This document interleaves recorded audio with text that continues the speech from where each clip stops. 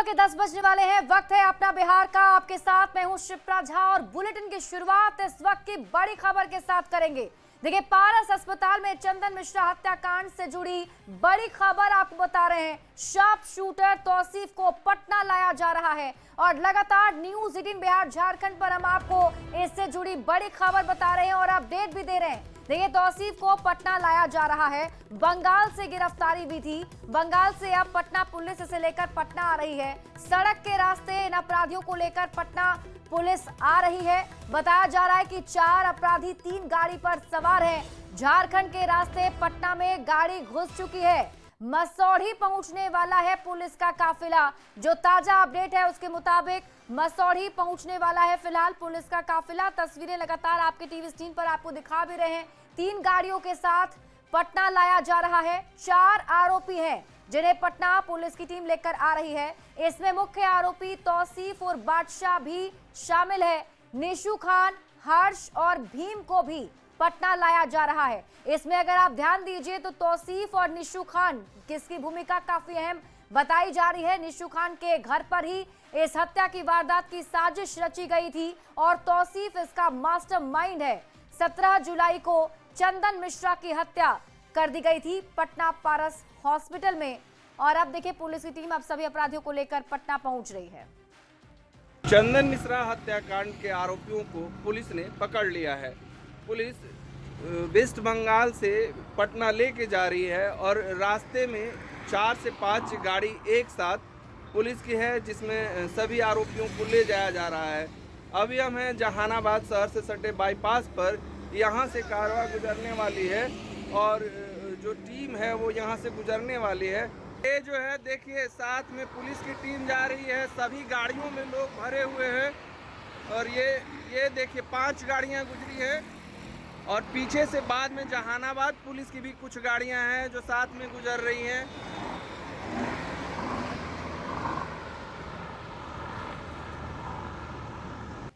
तो कुछ ही देर में जो टीम है वो इन लोगों को लेकर पटना पहुंच जाएगी और फिर आगे क्या कार्रवाई होगी ये पुलिस और बाकी जो जांच टीम है वो तय करेगी।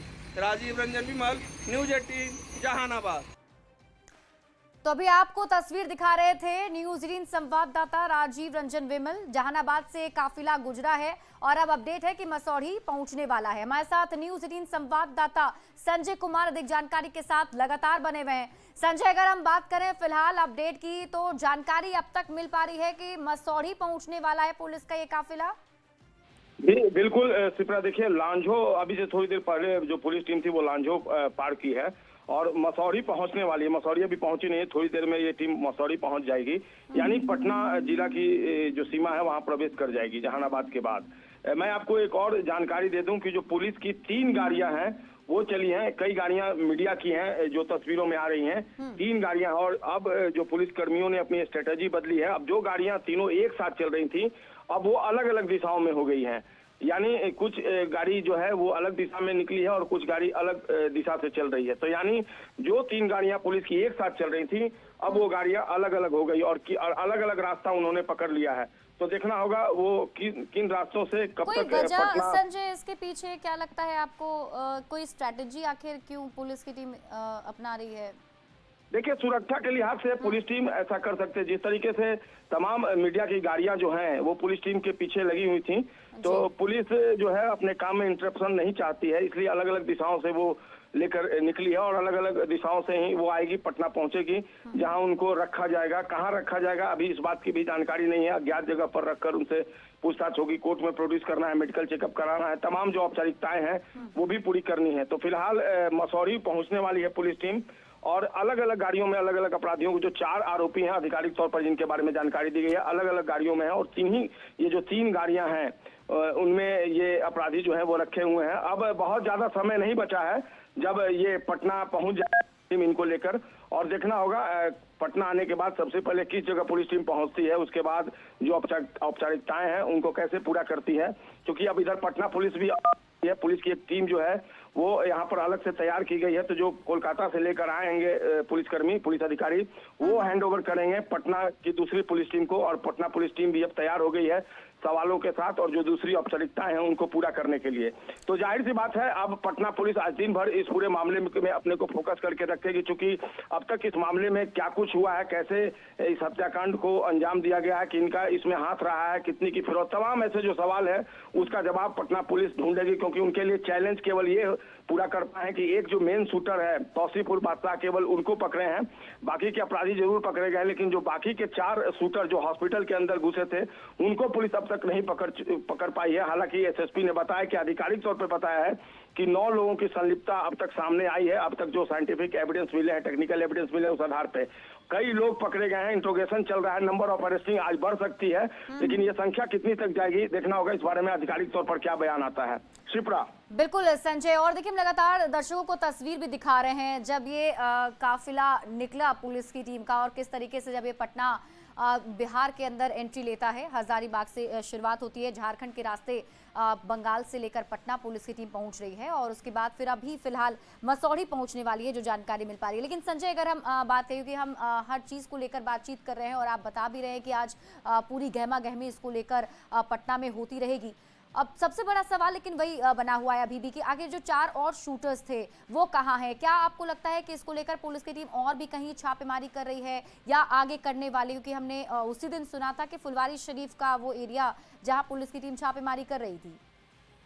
देखिए, केवल पटना में ही या बिहार में ही पुलिस टीम इस मामले में कार्रवाई नहीं कर रही है। जो सोर्स है वो बता रहे हैं कि ओडिशा समेत तमाम जगहों पर इस मामले में छापेमारी हुई है।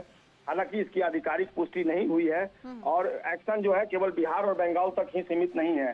जो हमें जानकारी मिल पाई है सोर्सेज बेसिस पे, यूपी में भी इस मामले में रेड चला है, ओडिशा में भी रेड चला है, और कई जो संदिग्ध हैं इस मामले में पकड़े गए हैं, जिनसे पुलिस टीम लगातार पूछताछ कर रही है। पटना में भी कई अपराधी पकड़े गए हैं और इन सभी से पूछताछ चल रही है। तो एक दूसरे से तार और कड़ी जो है वो जोड़ने की कोशिश है पुलिस की, जो अब तक साइंटिफिक और टेक्निकल एविडेंस सामने आए हैं उस आधार पे।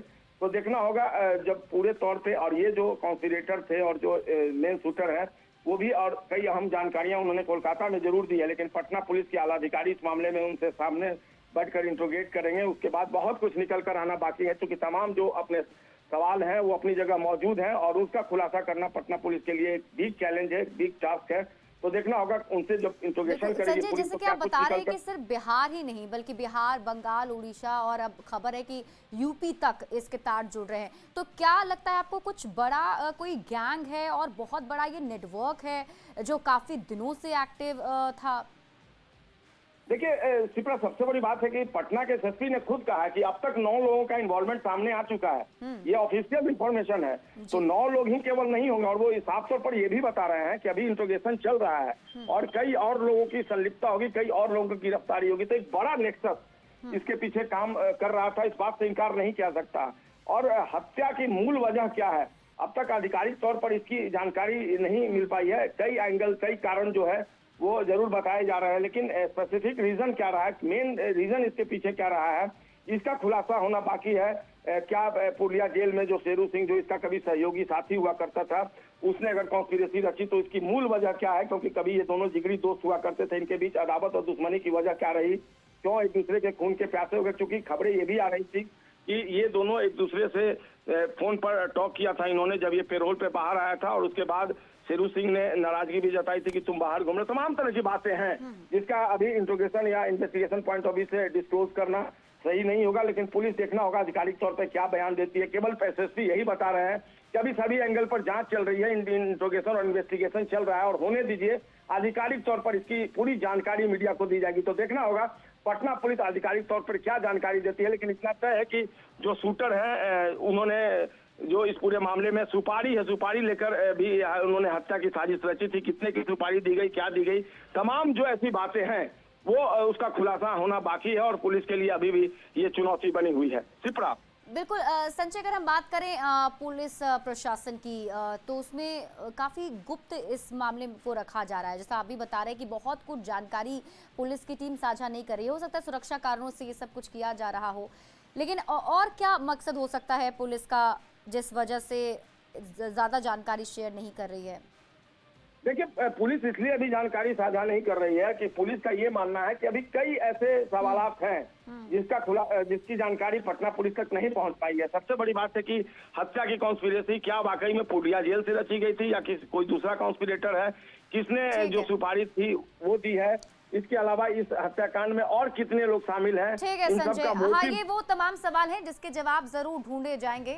शुक्रिया इस अपडेट के लिए, आगे आपसे और अपडेट लेते रहेंगे।